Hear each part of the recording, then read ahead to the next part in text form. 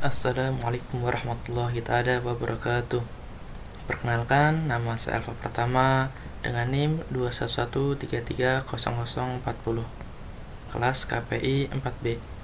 Baik, di sini saya akan membuat video learning jurnal mingguan yang sudah diberikan oleh dosen kita, yaitu Bapak dosen Adi Kusuma, yaitu tentang kegiatan mingguan perkuliahan di kelas.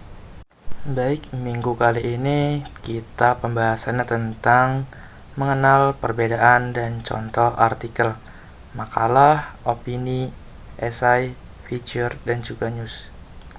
Apa sih pengertian itu semua? Nanti kita akan bahas di video kali ini. Yang pertama akan kita bahas adalah pengertian, karakteristik, jenis, dan teknik penulisan artikel. Apa sih pengertian artikel sendiri? Artikel merupakan tulisan yang berisi pandangan individu yang membahas secara mendalam suatu isu tertentu yang sifatnya aktual dan kontroversial dengan tujuan memberikan informasi, mempengaruhi dan juga meyakinkan ataupun menghibur pembaca. Selanjutnya di sini ada karakteristik artikel, yang yaitu diantaranya yang pertama ada karangan non-fiksi. Selanjutnya yang kedua ada karangan yang tidak tentu panjangnya. Yang ketiga ada karangan yang bertujuan untuk meyakinkan, mendidik ataupun juga untuk menghibur. Selanjutnya ada sarana penyampaiannya adalah surat kabar, majalah dan juga sebagainya. Selanjutnya yang terakhir ada wujud karangannya berupa suatu berita. Nah, di sini selanjutnya ada jenis-jenis artikel. Yang juga yang pertama ada artikel narasi. Narasi adalah suatu cerita berisi fakta ataupun fiksi. Narasi juga merupakan suatu cerita yang terdapat peristiwa ataupun kejadian dalam suatu runtunan waktu.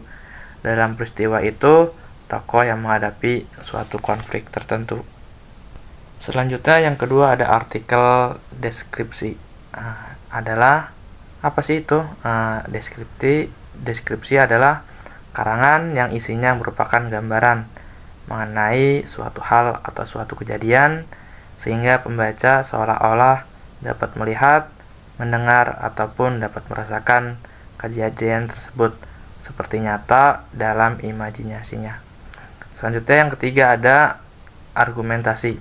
Argumentasi adalah karangan yang bertujuan untuk membuktikan kebenaran suatu kesimpulan dengan cara yang ada atau sesuatu pendapat atau bisa berupa bukti, fakta sebagai alasannya. Selanjutnya yang keempat ada persuasi.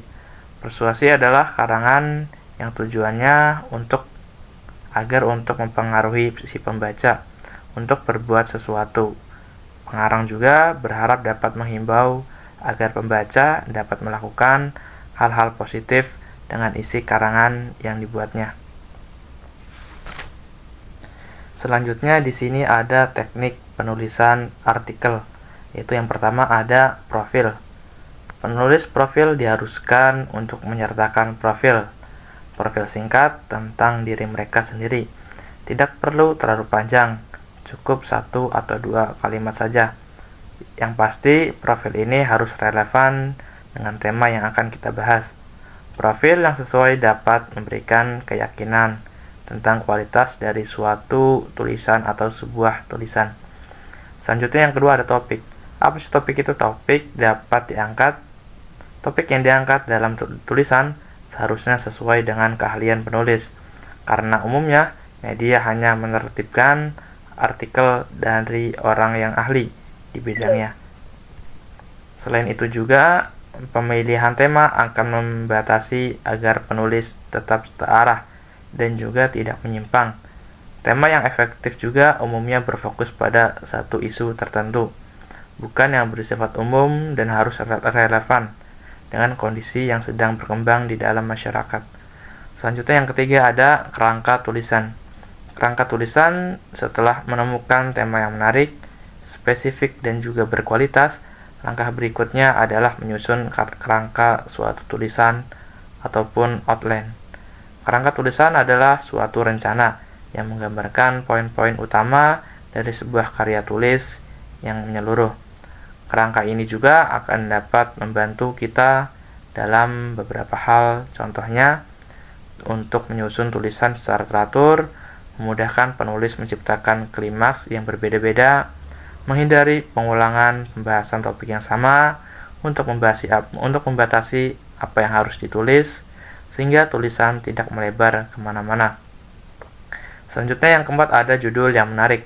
Langkah selanjutnya adalah menciptakan judul untuk artikel sendiri, dan proses ini memerlukan waktu serta sedikit kerja keras, seperti dengan mengkaji karya orang yang ahli, mengamati majalah, ataupun dengan mendalami suatu buku.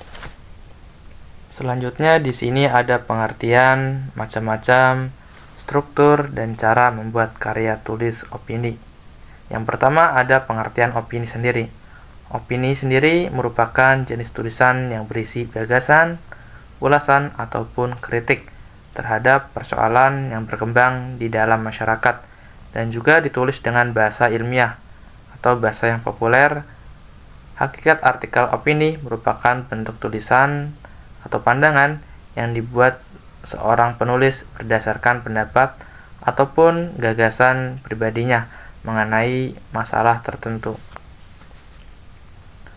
Macam-macam opini di sini juga ada bermacam-macam, yaitu yang pertama ada pemikiran, ada harapan, tanggapan, ide atau gagasan, usul, saran, dan juga kritik. Selanjutnya ada struktur dan cara membuat karya tulis opini, yaitu yang pertama menentukan ide. Mulailah menulis dengan menuangkan ide utama dalam lead. Anda bisa membahas tema yang beragam, mulai dari kesehatan, ekonomi, politik, dan juga yang lainnya. Selanjutnya yang kedua, langkah-langkahnya yaitu membuat judul opini. Judul dalam opini harus dibuat semenarik mungkin. Syarat judulnya yaitu tidak panjang dan memakai kata-kata yang tidak klise. Selanjutnya membuat paragraf pembuka. Paragraf pembuka atau lead harus dibuat semenarik mungkin agar pembaca mau menamatkan bacaannya. Bagian ini juga digunakan untuk memberikan pemahaman kepada pembaca terkait masalah yang akan dibicarakan. Selanjutnya isi opini. Bagian terpenting dalam menulis opini adalah isinya. Di bagian ini penulis bisa menuangkan gagasan ataupun ide-ide yang akan dipikirkannya. Kemudian penulis bisa menambahkan contoh kejadian yang menunjang opininya, kelebihan dan kelebihan jika gagasan diterapkan, dan lain-lain adalah bagian krusial yang juga dapat mempengaruhi pembaca ketika menyelami tulisan Anda. Selanjutnya, paragraf penutup. Paragraf penutup ini kesimpulan dari opini.